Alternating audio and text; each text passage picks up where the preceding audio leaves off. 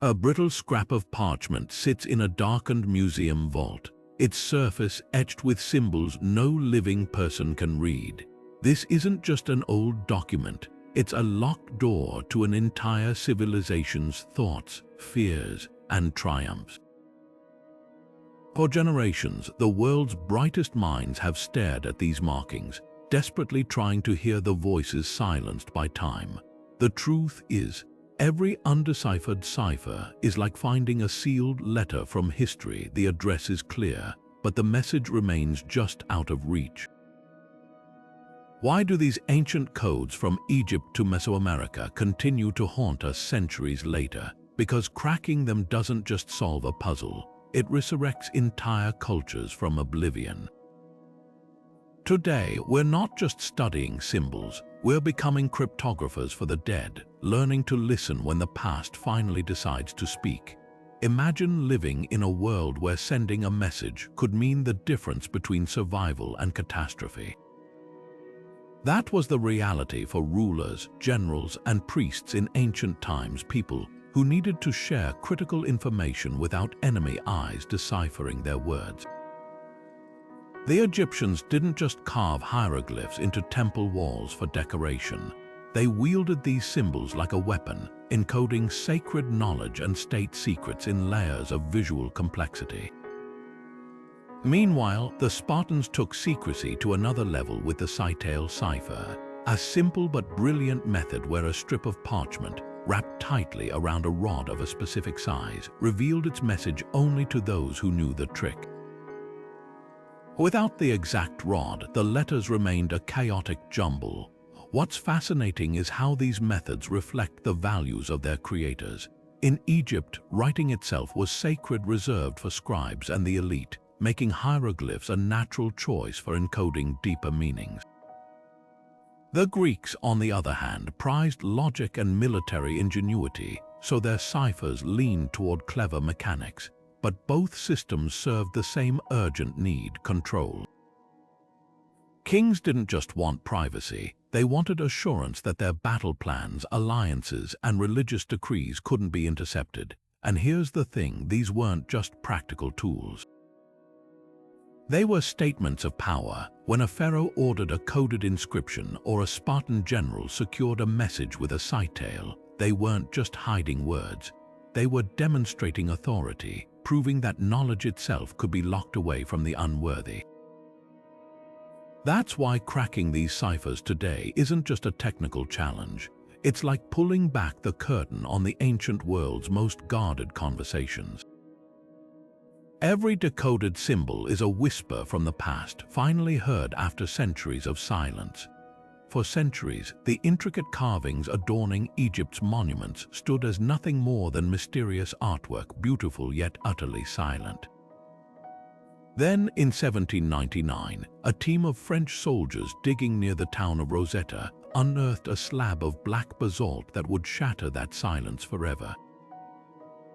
What made this stone different? It bore the same decree issued in honor of Pharaoh Ptolemy V, written 3 times. In ancient Greek, the everyday demotic script and the sacred hieroglyphs.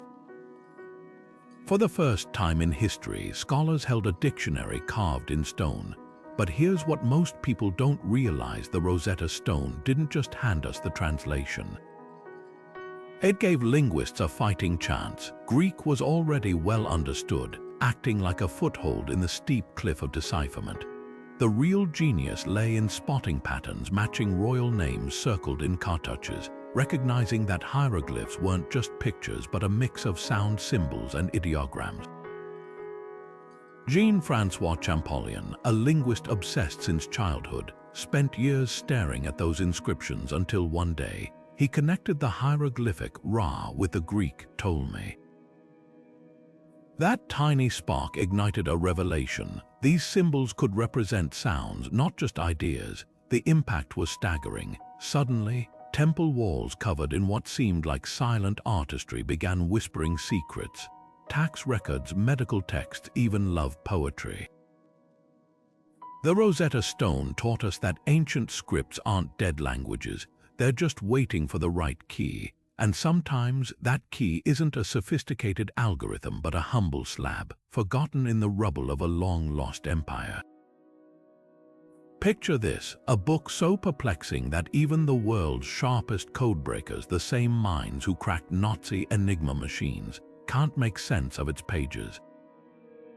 That's the Voynich Manuscript, a 240-page enigma penned in an alphabet that doesn't match any known language, filled with drawings of plants that don't exist and celestial maps that defy medieval astronomy.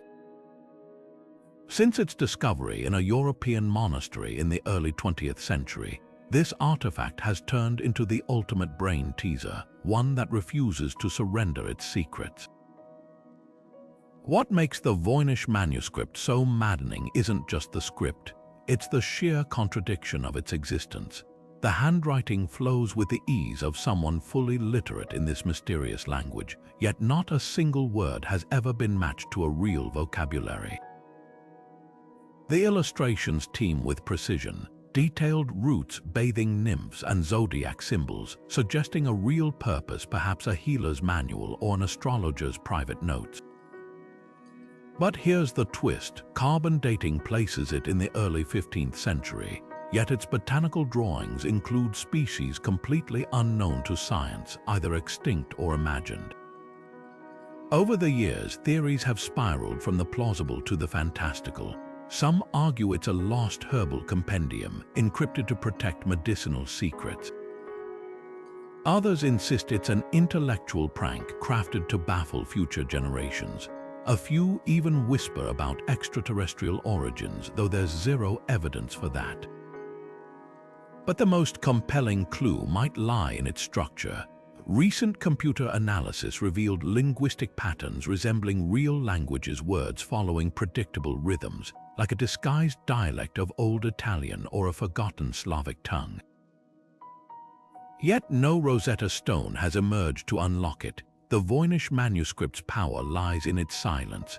Unlike hieroglyphs or cuneiform, which eventually yielded to persistence, this book resists every tool in the modern cryptographer's arsenal. Maybe that's why it captivates us so deeply. It's not just a puzzle to solve, it's a mirror reflecting our own limits. After 6 centuries, its pages still hum with the same challenge. If you're so clever, prove it. And so far, history's greatest decoders keep returning to those vellum pages, hoping to hear the faintest whisper of meaning in the world's most stubborn book. While empires rose and fell, one Roman general understood that the true power of words lay not just in what they said, but in who could read them. Julius Caesar didn't just conquer territories. He mastered the art of secrecy with a cipher so elegantly simple, it became history's most enduring encryption technique. Here's how it worked. Take every letter in a message and shift it down the alphabet by a set number, say 3. Veni, vidi, vis, I becomes ikul, ilgul, ilful to prying eyes, yet remains crystal clear to anyone holding the key. This wasn't just a trick for battlefield missives. The Caesar cipher embodied Rome's tactical genius, easy enough for soldiers to use under pressure, yet baffling to enemies unfamiliar with the system. But its brilliance goes deeper. Unlike elaborate symbols or complex machinery, Caesar's method relied on something timeless, mathematical patterns, that shift of 3 letters. It's essentially an early form of algorithmic thinking, a concept that echoes in today's digital encryption. Modern cybersecurity might seem worlds apart from wax tablets and legionaries, but the DNA is the same. Every time you log into a secure website, you're benefiting from Caesar's core insight that information must transform to stay safe. Today's algorithms use vastly more complex calculations, yet they still hinge on the same principle, controlled scrambling. The difference, instead of shifting letters, computers shuffle data billions of times per second. What makes this 2,000-year-old cipher remarkable isn't just its longevity, it's the lesson it carries. Security doesn't always require complexity. Sometimes elegance lies in simplicity executed flawlessly. From Roman couriers to quantum encryption researchers, the goal remains unchanged: to ensure that when a message must travel through dangerous territory, only the intended recipient hears its true meaning. Deep in the ruins of Crete's Minoan palace of Phaistos, archaeologists uncovered something extraordinary in 1908, a circular clay disc, roughly the size of a dinner plate, covered in spiraling symbols that seemed to pulse with hidden meaning.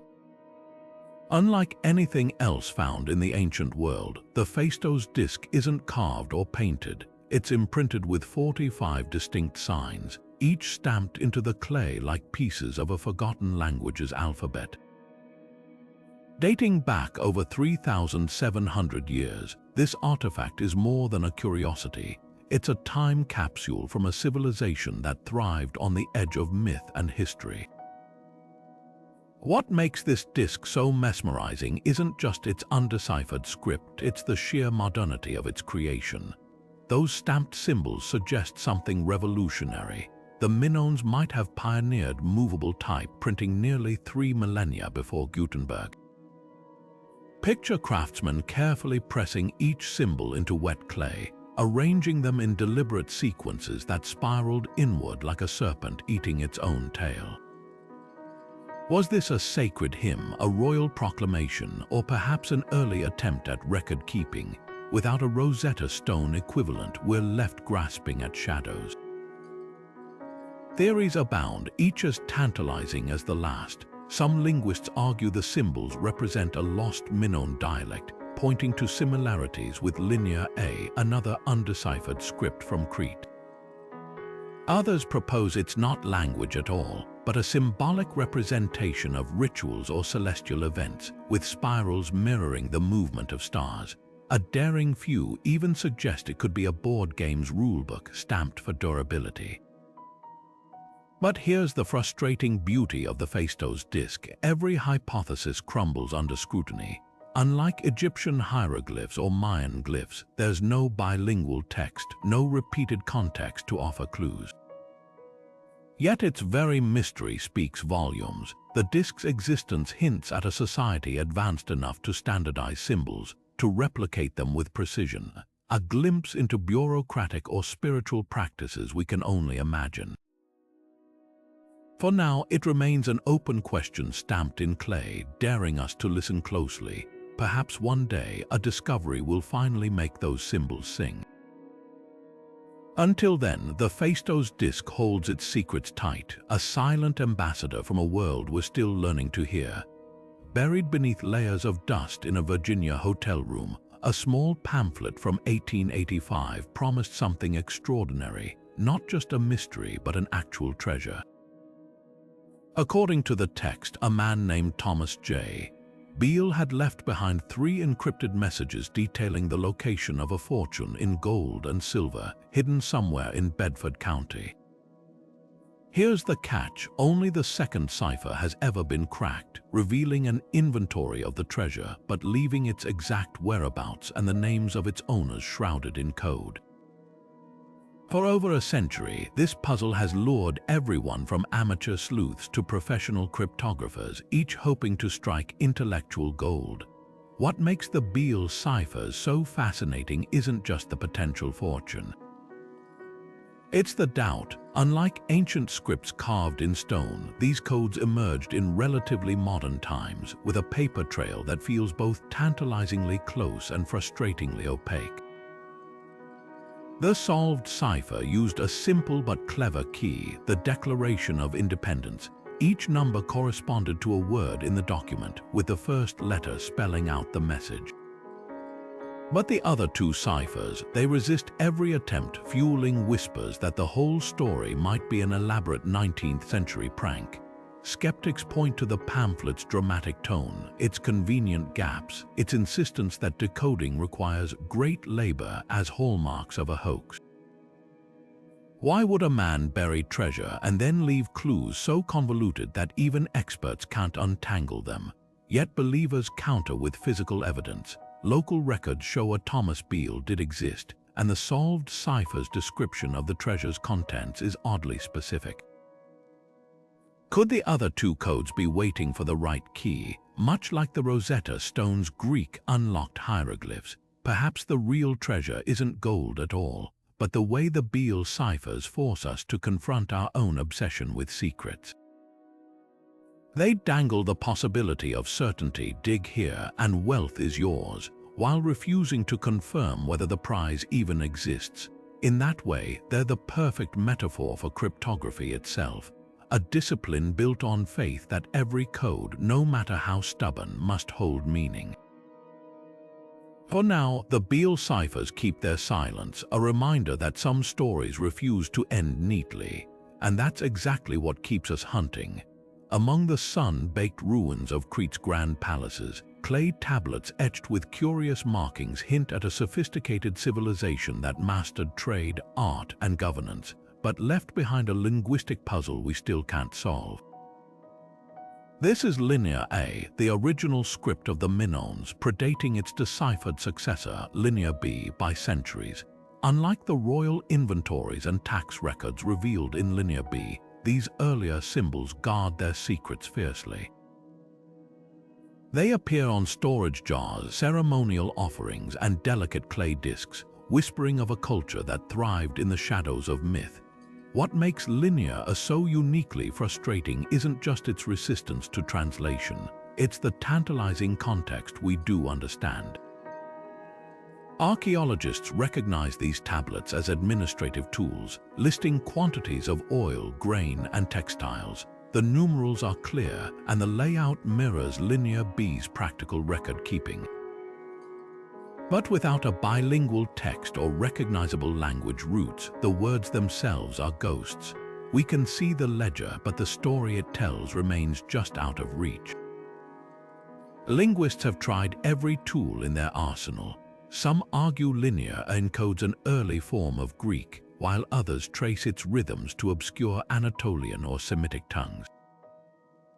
The hardest theory to ignore, that it represents a language lost to time, one with no living descendants. Imagine a library where every book is written in a dialect spoken nowhere else on Earth by a people who left no dictionary behind. That's the wall researchers face, yet there's hope in the details. The script symbols share shapes with Linear B, suggesting phonetic clues might lie hidden in their curves and lines. Recent computational analysis even detected recurring word patterns, hinting at grammatical structure. Each tiny breakthrough feels like striking a match in a vast, dark room, illuminating just enough to remind us how much remains unseen. For now, Linear A stands as both a monument and a challenge. It's proof that the Minoans built more than palaces. They crafted a written legacy meant to endure. And one day, when the right key turns, those silent symbols will finally tell us what they've been waiting to say for 3,500 years. Until then, they're a reminder that some of history's loudest voices speak only in riddles. Tucked between the pages of composer Edward Elgar's personal papers lies a curious relic, a slip of parchment covered in 87 looping, almost musical symbols, addressed simply to Dorabella. Written in 1897 to a 22-year-old family friend named Dora Penny, this cryptic note carries none of the grandiosity of state secrets or wartime intelligence. Instead, it pulses with something far more intimate, the possibility of unspoken affection, a composer's heart disguised in cipher. What sets the Dorabella Cipher apart isn't just its unsolved status, it's the emotional weight behind those squiggles. Elgar, the man who composed Pomp and Circumstance, was also obsessed with codes, filling his diaries with private shorthand and playful puzzles. To him, encryption wasn't just a tool, it was a language of flirtation and friendship. The symbols themselves resemble his musical notations, curves and dots that might map to letters or perhaps even pitches. But without a key, they dance just beyond comprehension, a silent duet between two people frozen in time. Cryptographers have dissected every angle. Some suggest the cipher uses a simple substitution method, where each symbol represents a letter. others hear whispers of polyphony, layered meanings that shift like harmonies in a symphony. The most haunting theory that Dora herself knew the key, carrying Elga's true message to her grave. Yet even this intimacy raises questions. If the note was merely a light-hearted game, why has no one cracked it in over a century? And if it held deeper feelings, why leave it so vulnerable to misinterpretation? Perhaps that's the point. Unlike military codes designed for clarity among allies, the Dorabella Cipher thrives on ambiguity.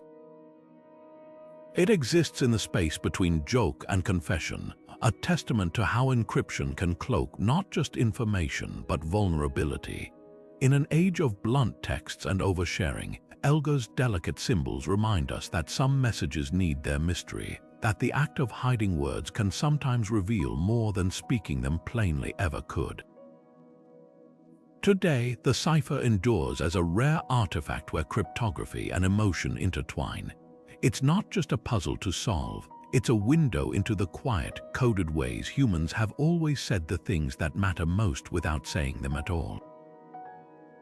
Among the earliest urban civilizations, the Indus Valley people flourished along the banks of mighty rivers over 4,000 years ago, building meticulously planned cities, crafting intricate jewelry, and leaving behind one of history's most stubborn linguistic puzzles. Tiny seals, no larger than a postage stamp, bear the marks of their enigmatic script, elegant, stylized symbols resembling humans, animals, and abstract shapes. Unlike the hieroglyphs of Egypt or the cuneiform of Mesopotamia, these markings refuse to surrender their secrets. With no surviving bilingual text or even a clear descendant language, deciphering them becomes an archaeological detective story with missing clues. At first glance, the script structure seems promising. The symbols appear in short sequences, often alongside carvings of unicorn-like beasts and ritual scenes, suggesting they might label goods, denote names, or encode religious invocations. But therein lies the frustration. Without context, without even certainty that these symbols represent a full-fledged language, scholars face a maze with no exit. Some argue it's a true writing system, pointing to recurring sign patterns that hint at grammar. Others propose it's proto-writing, symbolic notations for trade or ownership, never meant to convey complex speech. The debate grows thornier when you consider the civilization itself. The Indus Valley people left behind no grand temples or warrior kings, yet their cities boasted advanced drainage systems and standardized weights. Were their seals mere bureaucratic tools, or do they hide deeper narratives? Modern technology offers glimmers of hope. Computer analysis has identified potential grammatical structures, and some researchers claim partial success matching symbols to words in ancient Dravidian languages. Still, without a eureka moment like Champollion's breakthrough with hieroglyphs, the script remains a locked door. What makes this puzzle so compelling isn't just the mystery, it's what the symbols represent. If they are language, they'd rank among humanity's oldest, predating even early Chinese characters. Decoding them could rewrite the story of writing itself. But perhaps their power lies in their silence. The Indus script reminds us that not all histories speak clearly. Some whisper in riddles, urging us to listen more closely to the gaps between what we know and what we've yet to discover. For now, those tiny seals keep their stories close, waiting for the day someone finally learns their language. On the most isolated inhabited island on Earth, a speck of land in the vast Pacific, a cluster of wooden tablets holds one of history's most haunting mysteries. While Easter Island is famed for its towering moai statues, few realize the Rapa Nui people also left behind something just as extraordinary, the Rongorongo Script. Unlike any other writing system in Polynesia, these intricate glyphs of crescent shapes, crouching figures, and stylized birds march across the tablets in alternating rows, as if deliberately designed to be read in reverse on every other line. What makes Rongorongo so astonishing isn't just its undeciphered state, it's the sheer improbability of its existence. Most Pacific Island cultures relied solely on oral traditions, yet here, against all odds, a unique script emerged independently. The symbols themselves pulse with life: frigate birds with hooked beaks, dancing stick figures, even what might be stylized canoes. But are they logographic, syllabic, or purely symbolic? Without a living tradition or a bilingual key, even the most brilliant linguists hit dead ends. Theories about its purpose range from the practical to the sacred. Some scholars argue the tablets served as calendars, tracking lunar cycles critical for fishing and agriculture. Others see echoes of creation myths or ancestral lineages meant to preserve the island's fragile history. Tragically, the answer may have vanished with the last fluent readers victims of 19th century slave raids and disease that shattered Rapa Nui's cultural continuity. By the time outsiders took serious interest in the tablets, the key to their meaning was already lost. Yet glimmers of hope remain. A few elders in the 1800s claimed partial understanding, suggesting the glyphs were chanted during ceremonies. Modern researchers have identified repeating sequences that might denote names or dates, and in a poignant twist, one tablet's glyphs eerily mirror petroglyphs found near the island's volcanic quarries, hinting that Rongorongo's roots might stretch back to the very artisans who carved the moai. For now, these silent tablets stand as both a triumph and a tragedy. They prove that writing can blossom even in isolation, but they also warn how easily knowledge can slip through our fingers.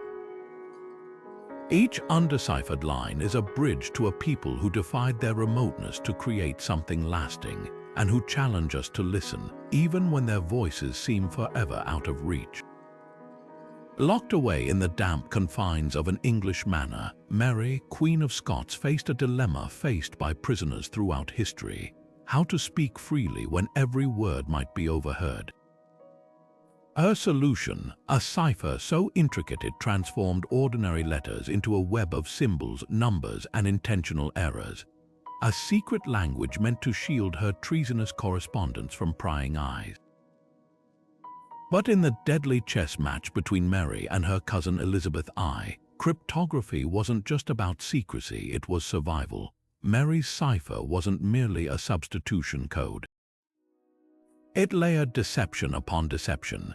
Letters were replaced with squiggles resembling Greek or shorthand, while null symbols, meaningless marks, were sprinkled throughout to confuse interceptors. Crucial words were even misspelled deliberately, a sly tactic to thwart frequency analysis. Yet her system had one fatal flaw: it relied on the loyalty of her confidants. When her trusted cipher clerk, Gilbert Curl, was pressured or bribed, history still debates which. The code structure unraveled. Elizabeth's spymaster, Sir Francis Walsingham, didn't just crack the cipher, he weaponized it, patiently letting Mary's letters expose a conspiracy to assassinate the English queen. The irony is crushing. Mary's own ingenuity became her undoing. Walsingham didn't stop at deciphering. He amplified her words, even forging a postscript to lure her into confirming the plot.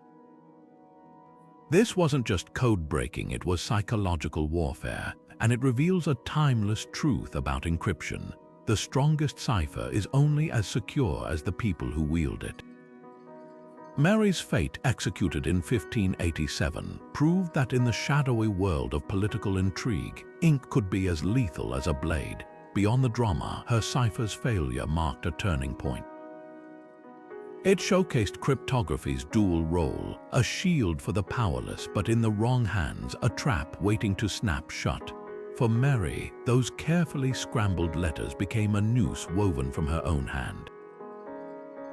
And in that grim lesson lies the real power of codes, not just to conceal, but to reveal the fragile line between trust and betrayal.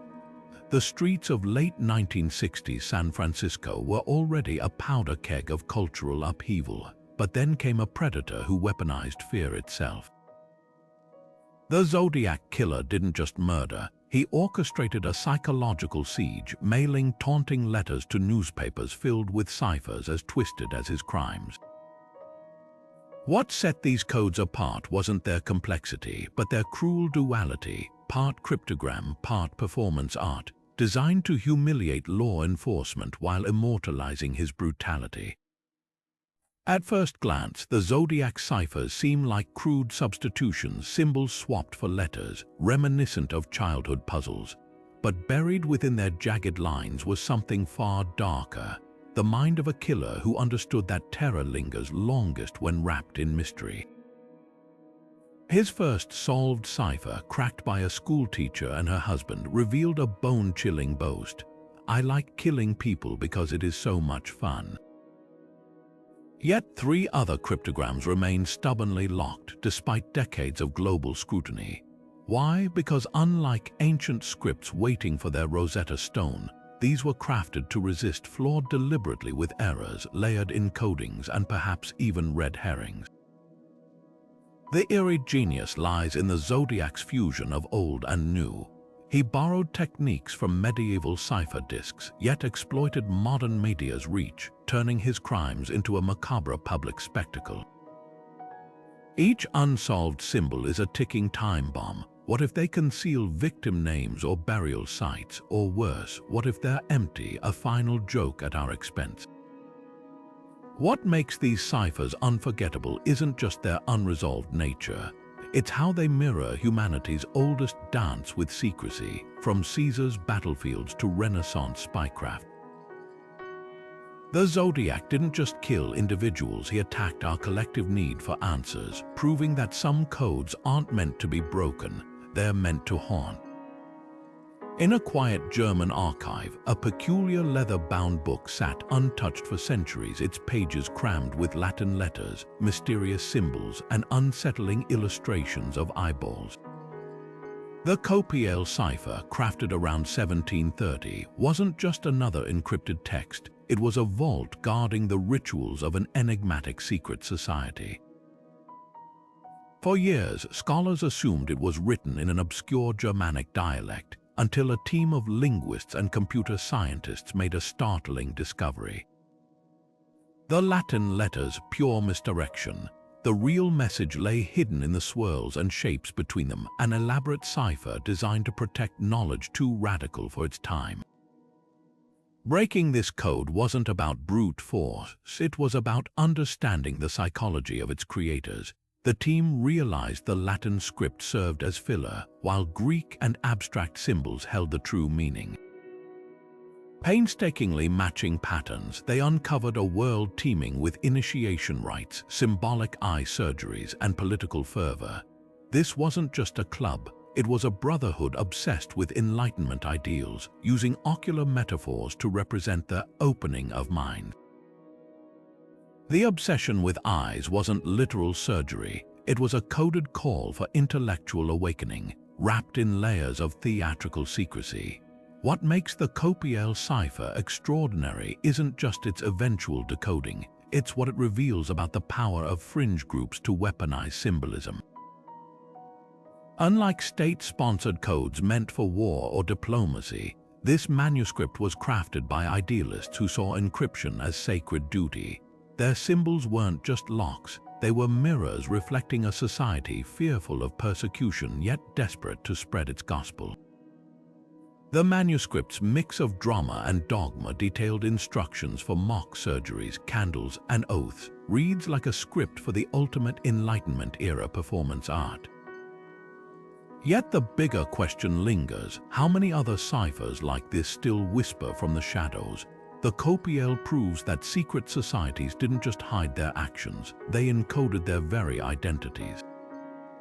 Every undeciphered manuscript could be another thread in history's hidden tapestry, waiting to reveal how the fringes of the past shaped the world we know today. And that's the true power of such codes. They don't just conceal secrets, they preserve the voices of those who dared to think differently, ensuring their whispers survive long after their movements fade.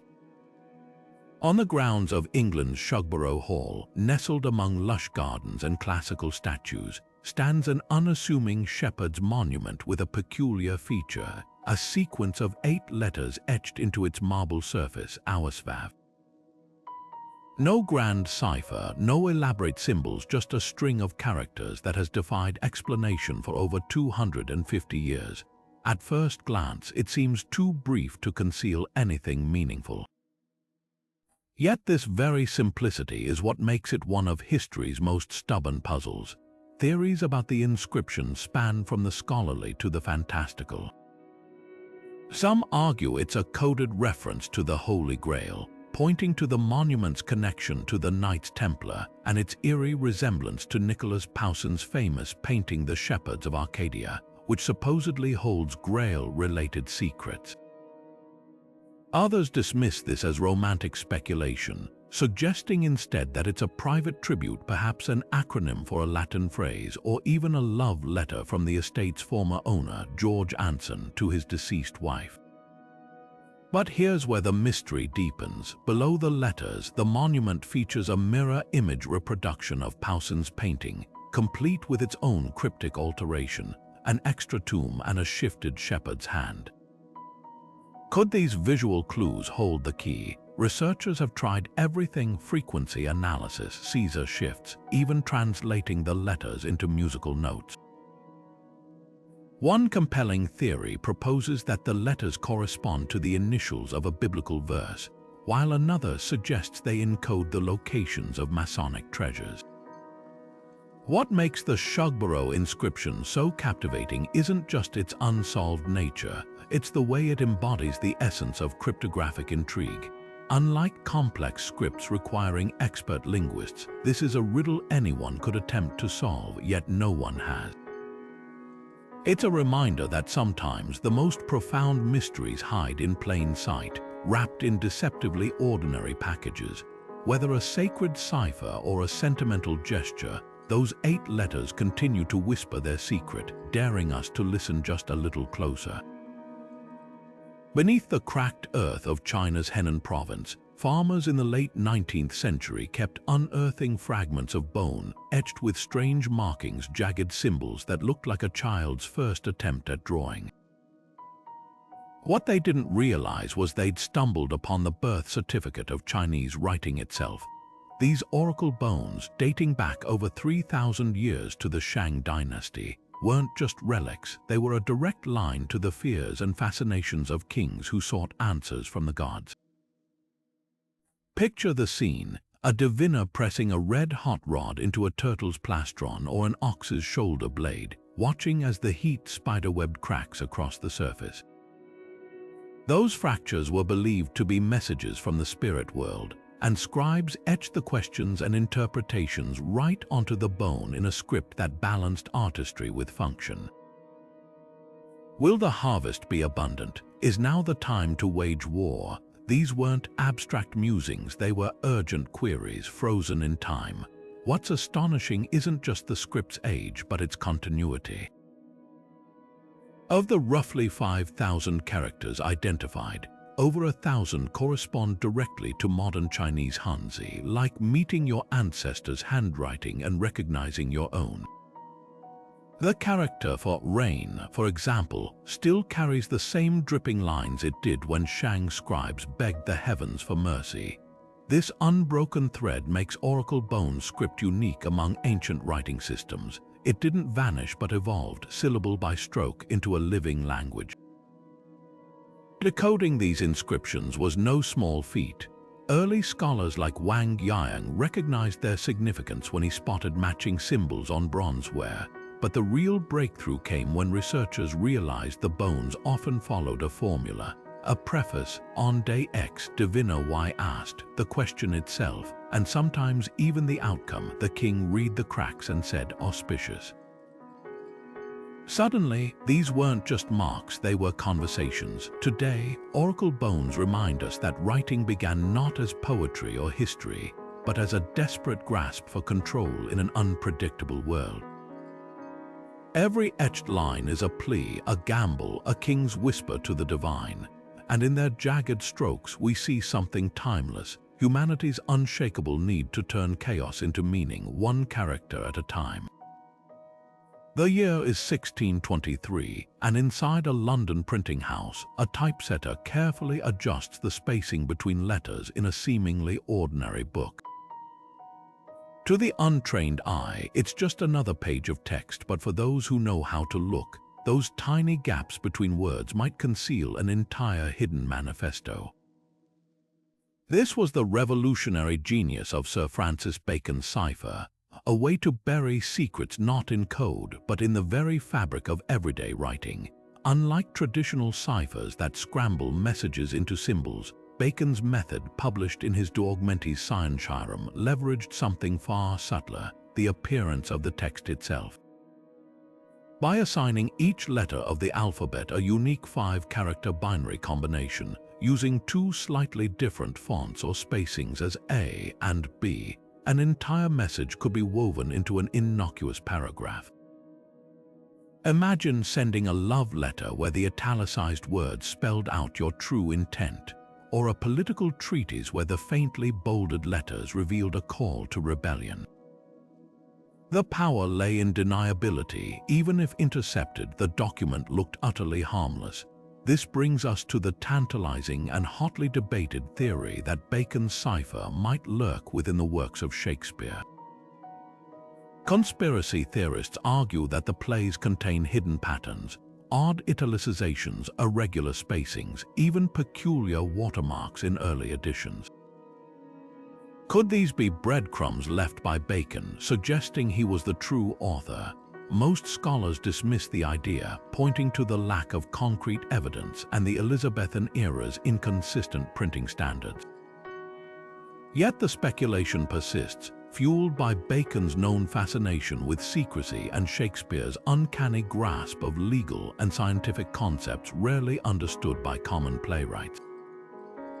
What makes the Baconian cipher timeless isn't just its cleverness. It's the philosophical question it forces us to confront. When does art become a vessel for hidden meaning? From Renaissance manuscripts to modern digital steganography, where messages hide in the pixels of cat photos, Bacon's legacy endures wherever people need to speak without being heard. His cipher reminds us that the most powerful secrets aren't locked away, they're hiding in plain sight, waiting for someone to notice the spaces between the words.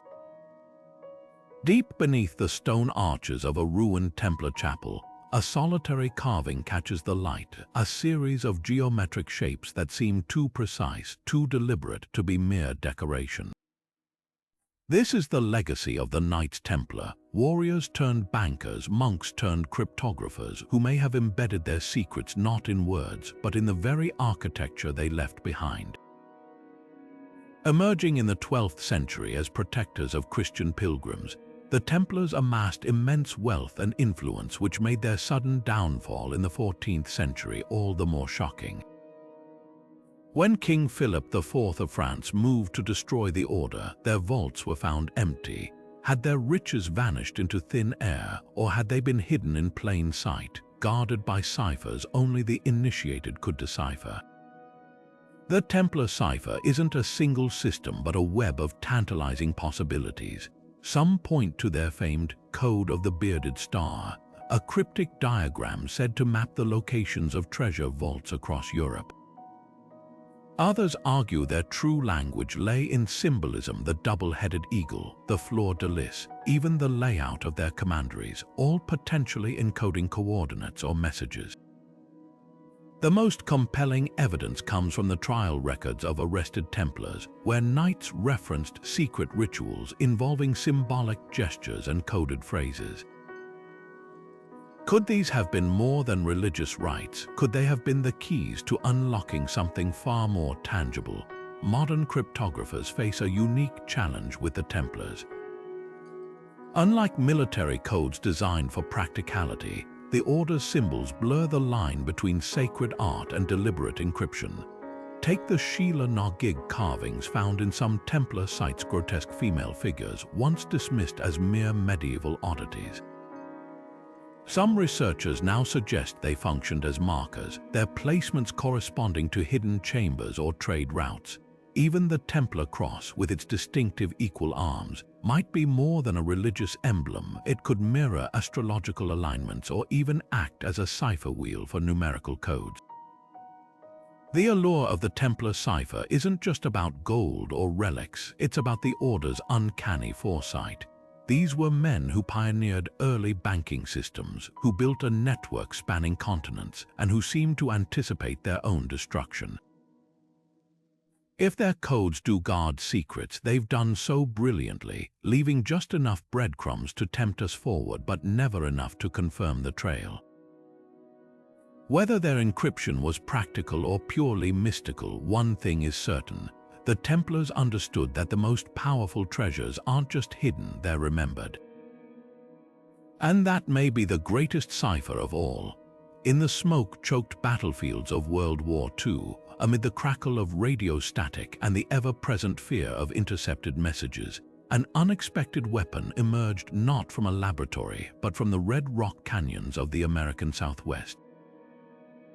When the U.S. Marine Corps recruited young Navajo men to develop a military code based on their ancestral language, they weren't just leveraging an obscure dialect, they were resurrecting an oral tradition centuries old and turning it into an impenetrable shield. Unlike mechanical encryption machines like the German Enigma, the Navajo code had no gears, no rotors, just the fluid, unwritten nuances of a language so complex that even seasoned linguists struggled to grasp its rhythms. The code talkers didn't just translate words, they built a layered cipher within the language itself. Aircraft became hummingbirds Dohiti-hai, tanks turned into turtles Che-Dogahai, and bombs were described as eggs Ayishi. Even more cleverly, they assigned Navajo terms to individual letters, allowing them to spell out names or locations phonetically. To the Japanese listening in, it sounded like gibberish, a stream of unfamiliar sounds with no discernible pattern. But here's what makes their story extraordinary. The code's strength wasn't just in its obscurity. The Navajo language's intricate structure, its tonal shifts, verb conjugations, and regional variations, made it virtually impossible to crack without cultural fluency. Modern cryptanalysis relies on spotting repetitions or statistical anomalies, but how do you analyze a language that exists primarily in speech, with no standard dictionary or written rules?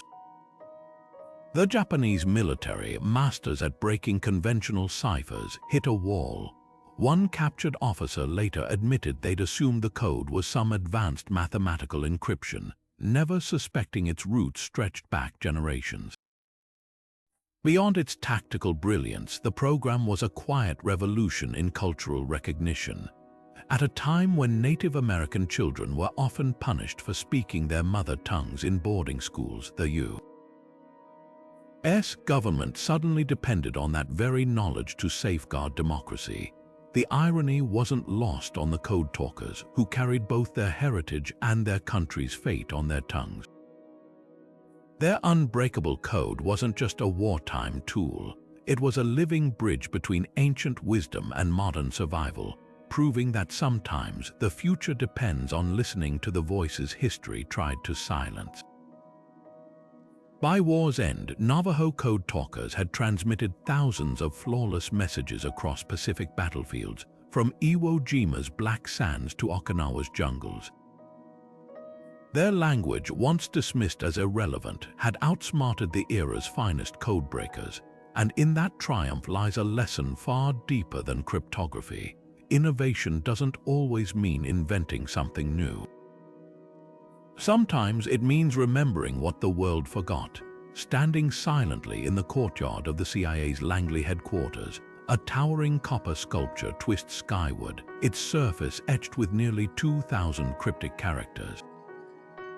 This isn't just public art, it's a battlefield. Since its unveiling in 1990, Cryptos has taunted the world's sharpest codebreakers with 4 encrypted passages, 3 of which have reluctantly yielded their secrets. But the 4th, it remains a locked door, a riddle wrapped in an enigma, placed deliberately in the backyard of an agency built on secrets. What makes Cryptos extraordinary isn't just its unsolved section, it's the audacity of its existence. Artist Jim Sanborn, collaborating with a retired CIA cryptographer, crafted a puzzle so layered that even the agency's own analysts initially struggled. The first 3 sections, once cracked, revealed poetic fragments about surveillance, ancient history, and the very nature of concealment. Yet the 4th, a mere 97 characters long, defies every tool in the modern codebreaker's arsenal. Sanborn himself has dropped cryptic hints over the years, suggesting the solution requires more than linguistic skill. It demands a leap into lateral thinking, perhaps even a physical journey to specific global coordinates. The sculpture's allure lies in its duality. Unlike dusty manuscripts or wartime ciphers, Cryptos lives in the present, a living artifact that pulses with contemporary intrigue. It's a reminder that encryption isn't confined to spycraft or cybersecurity. It can be a form of high-stakes artistry. Sanborn embedded layers of meaning within the work's very design, the copper's patina evolving with time, the sculpture's alignment referencing celestial patterns. Some theorists believe the key to the 4th code lies in these subtle physical clues, turning the act of decryption into a multisensory hunt. For those who dare to engage with Cryptos, the reward isn't just solving a puzzle, it's joining a dialogue. This isn't a one-way cipher, but a conversation between artist and solver, where every failed attempt reveals something new about the nature of secrecy itself. The sculpture whispers a provocative truth. Even in an age of supercomputers and AI, the human mind remains the ultimate cipher. And somewhere in those 97 stubborn characters, a secret waits not just for the cleverest cryptographer, but for the one who learns to see the code not as a barrier but as a bridge. At the bottom of the Aegean Sea, encrusted with centuries of marine growth, a lump of corroded bronze lay waiting for its secrets to surface. When sponge divers recovered it from the Antikythera shipwreck in 1901, they had no idea they just pulled up history's most astonishing mechanical puzzle. Dubbed the Antikythera Mechanism, this 2,000-year-old device no larger than a shoebox wasn't just a relic, it was a revolution. Beneath its calcified surface, researchers uncovered a labyrinth of interlocking gears, precision-cut dials, and inscriptions so fine they seemed to whisper across millennia. At first glance, it functioned as an astronomical calculator, predicting lunar phases, eclipses, and even the timing of the Olympic Games. But the deeper scientists looked, the more astonishing it became.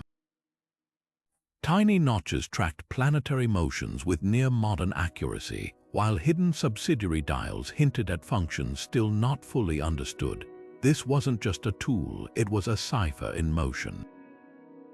Some researchers argue the mechanism's true purpose was more esoteric. Could its gear ratios encode Pythagorean musical theory, turning celestial cycles into harmonic equations? Were its inscriptions more than labels, perhaps a symbolic language linking cosmology to philosophy? The device's sophistication suggests ancient Greek engineers didn't just observe the heavens.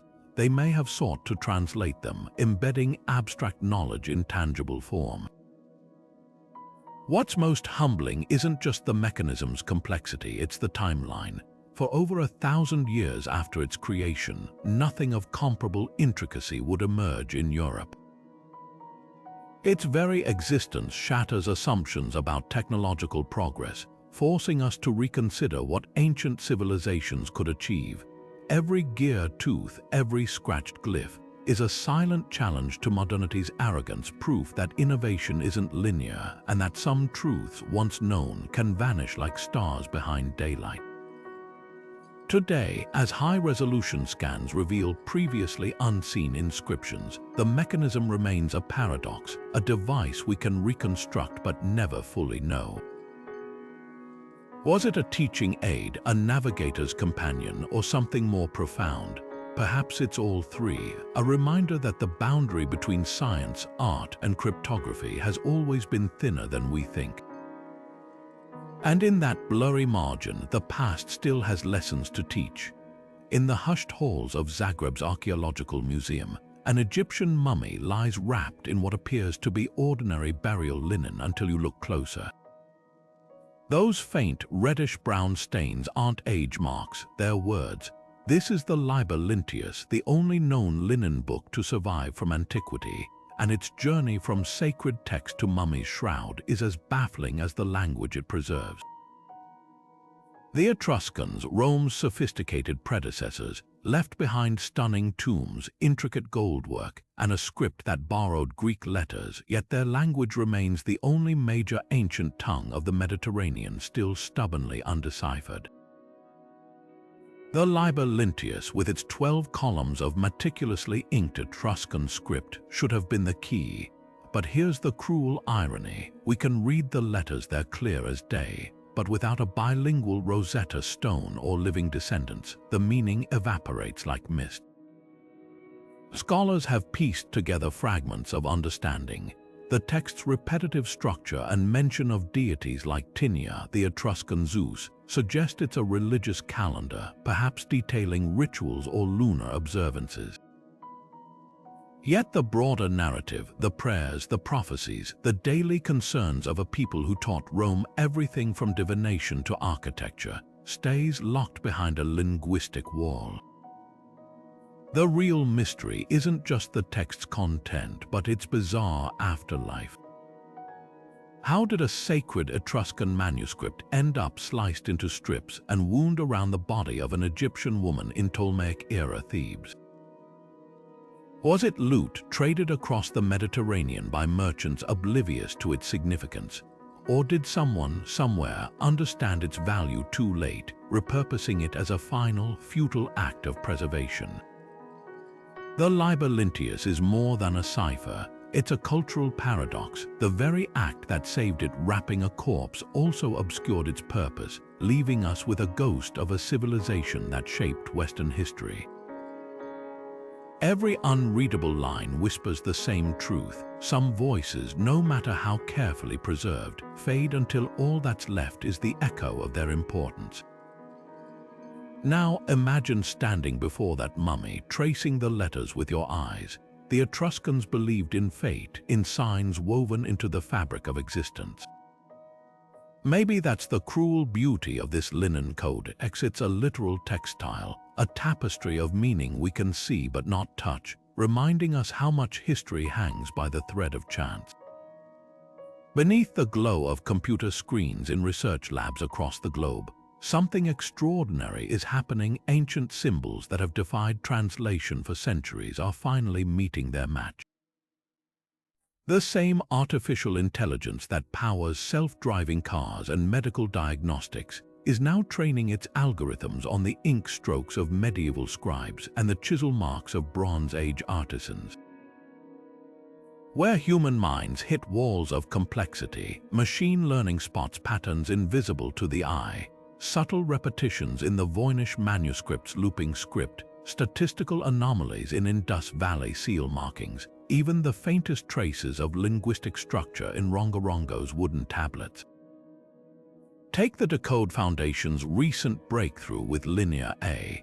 By feeding thousands of digitized symbols into neural networks, researchers identified recurring clusters that may represent grammatical endings, clues that could one day reconstruct the Minoan language's skeleton. Meanwhile, the Voynich Manuscript Initiative employs spatial analysis tools to map the book's illustrations against known herbal encyclopedias, teasing out possible correlations between plants and text. These aren't just incremental advances, they're seismic shifts in how we approach the past. Yet for all its power, technology alone won't solve every puzzle. The true magic happens when silicon meets scholarship, when AI's pattern recognition pairs with historians' cultural insights. An algorithm might flag a sequence of Etruscan funeral inscriptions as significant, but only a human would recognize their resemblance to Roman burial formulas, hinting at shared rituals. That interplay between computation and intuition is where the next Rosetta Stones will emerge. What's at stake isn't merely academic pride. Every deciphered symbol is a thread tugging at history's tapestry.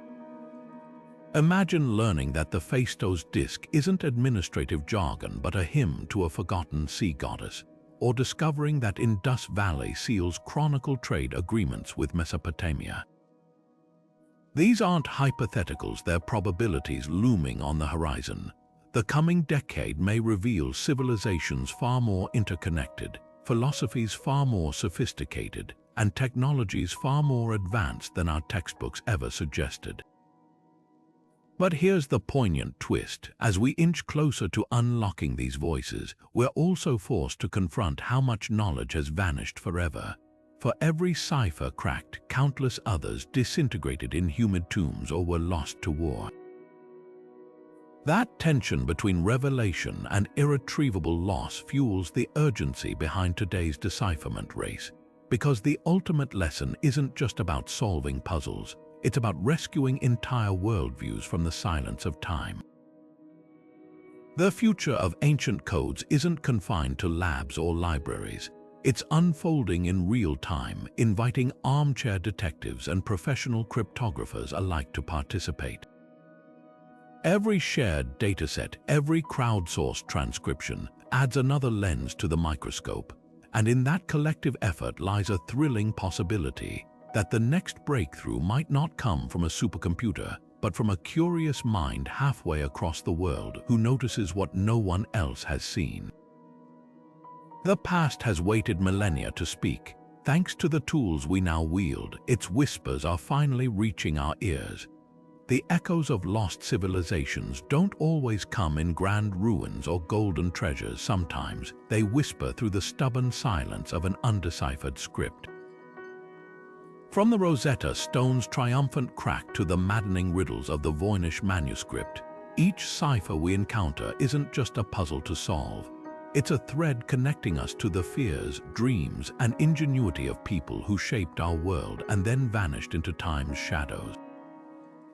Think about what's really at stake here. Every time we decode a symbol or reconstruct a forgotten alphabet, we're not just filling in gaps in history books, we're resurrecting voices. The merchant keeping accounts in Linear A, the healer scribbling notes in Voynich's unreadable script, the Templar etching secrets into stone, they all left behind fragments of their humanity, trusting that someday someone would listen. We're living in a golden age of discovery, where artificial intelligence and global collaboration are rewriting the rules of decipherment. The same tools that analyze social media trends are now scanning Phaistos Disk symbols for hidden rhythms. Crowdsourced projects invite amateurs and experts alike to pore over Indus Valley seals, transforming decryption into a collective mission. The next Rosetta Stone might not be buried in the sand. It could be hiding in plain sight, waiting for the right pair of eyes to notice a pattern everyone else missed. But beyond the thrill of the hunt lies a deeper truth. These codes teach us humility. For every breakthrough like the Dead Sea Scrolls, there's a Liber Linthius or Rongorongo tablet that refuses to yield its secrets. That tension between what we can recover and what's lost forever is what makes this journey so poignant. It's not just about cracking ciphers, it's about respecting the fragility of knowledge itself. So here's the invitation. You don't need a degree in linguistics to join this conversation. Maybe you'll spot a clue in the Zodiac killer's unsolved letters, or perhaps you'll notice a connection between ancient symbols that others overlook. History's greatest ciphers weren't broken by lone geniuses, but by curious minds daring to ask, what if the next voice we pull from the silence could be thanks to you? As the tools get sharper and the community grows, one thing's certain: the past isn't done speaking. Hit subscribe to follow every twist in this unfolding saga, and drop your wildest theories in the comments. Who knows? Your idea might just be the key to the next great decipherment. The codes are waiting. Let's see what they have.